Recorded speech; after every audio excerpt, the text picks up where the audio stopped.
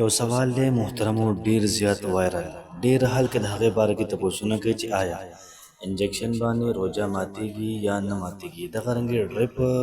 هجول په دې سره روژه ماتیږي یا نه ماتیږي یا ورسره روژه مکروه کیږي یا نه مکروه کیږي دغه رنګې په شونډو باندې لپسټک لګول یا دنداسه دې سره روژه ماتیږي یا نه ماتیږي مکمل ډیټیل زه تاسو ته په دې کلیپ کې درکوم یاد ساتئ محترمه په انجکشن باندې روژه نه ماتیږي که هغه د څرمن وي یا هغه د رګ وي یا د وحې وي دغه رنګې دې سره سره ډریپ چې کومه مسله ده نو په ډریپ باندې هم روژه دا نه ماتیږي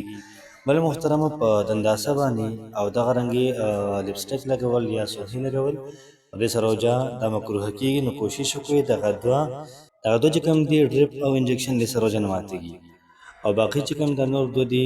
لپسټک یا سرخي یا